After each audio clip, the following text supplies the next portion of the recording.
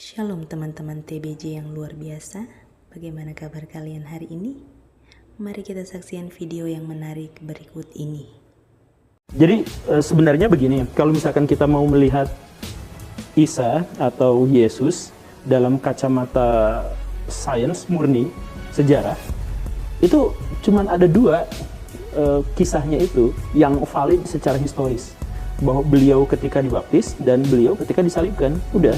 Gak ada cerita lain. Jadi misalkan bagaimana waktu kecilnya seperti apa, kemudian yang lainnya seperti apa kehidupan. Sisa-sisanya itu adalah cerita-cerita yang bercampur antara yang valid dengan yang tidak valid, dengan mitologi dan lain sebagainya. Sisa-sisanya itu. Kalau kita memang mau pendekatannya itu benar-benar murni gitu. Jadi peristiwa Yesus lahir, peristiwa Yesus disalibkan. Saya mohon maaf, penulis-penulisnya tidak ada satupun yang hidup pada waktu itu, pada zaman itu. Atau mungkin ada, tetapi juga tidak diketahui siapa. Jadi penulis Alkitab yang tertua yang 4 itu tidak diyakini, bisa saja benar seperti itu, tetapi dengan metodologi sejarah yang ketat tidak diyakini bahwa mereka itu adalah orang yang melihat secara langsung kejadiannya. Begitu.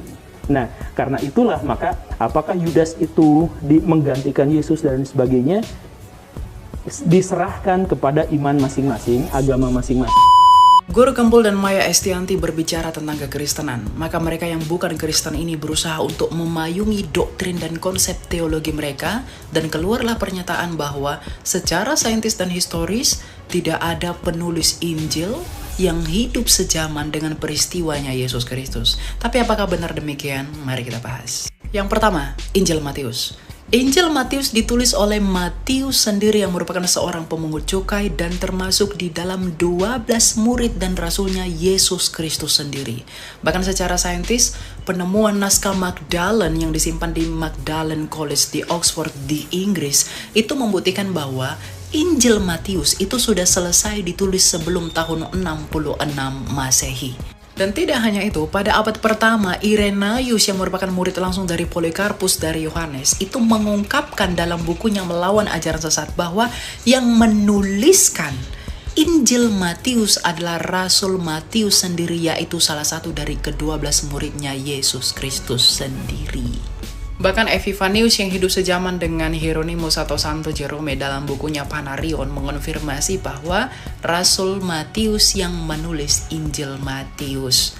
Dan sejarawan gereja bernama Eusebius dalam bukunya Sejarah Gereja Eusebius bagian ketiga juga mengatakan hal yang sama, bahwa memang Rasul Matiuslah yang menuliskan Injil Matius. Yang kedua, Injil Yohanes. Injil Yohanes dituliskan oleh murid Tuhan Yesus sendiri, yaitu Yohanes bin Zebedeus yang merupakan murid yang paling dikasihi Tuhan Yesus Kristus. Di mana data di dalam kanon Muratori menunjukkan bahwa Injil Yohanes yang dituliskan oleh Rasul Yohanes ini dituliskan berdasarkan dan dengan sepengetahuan oleh rasul-rasul yang lain, yaitu Andreas. Yang ketiga, Injil Markus. Injil Markus ditulis oleh Markus sendiri yang merupakan salah satu dari 70 muridnya Yesus Kristus. Di mana menurut Eusebius yang mengutip tulisan dari Papias pada tahun 60 seorang uskup di Hierapolis yang mengatakan bahwa memang Markuslah penulis Injil Markus yang berdasarkan penuturan dari Rasul Petrus yang adalah murid langsungnya Yesus Kristus.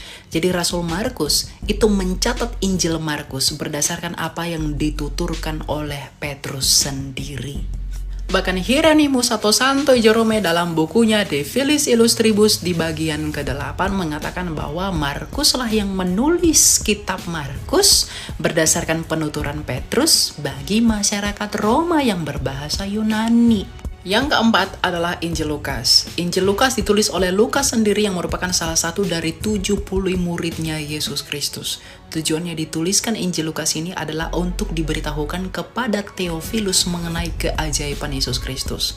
Dan Lukas sendiri merupakan rekan kerjanya Rasul Paulus, di mana kerasulan Paulus itu dikonfirmasi oleh rasul-rasul yang hidup sejaman dengan Yesus Kristus sendiri.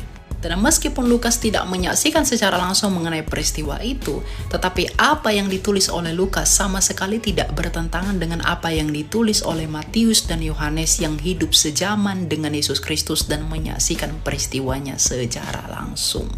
Jadi pernyataan Guru Gembul yang mengatakan bahwa tidak ada penulis Injil yang hidup sejaman dengan peristiwanya Yesus Kristus, itu hanyalah asumsi yang tidak berdasar sama sekali. Jadi jangan buang kejujuranmu, jangan buang integritasmu demi membela doktrinmu dan membela Tuhanmu semata. Oh ya, mengenai penyaliban Yesus Kristus, sejarawan Yahudi Josephus Flavius meskipun tidak secara definitif, tetapi setidaknya ia mencatatkan kebangkitan Yesus Kristus, di mana kebangkitan ini berarti benar-benar terjadi. Dan asumsi yang mengatakan Yesus diserupakan dengan Yudas lah, apalah, si Barnabas lah, si Yohanan lah, siapalah, itu tidak punya bukti sama sekali.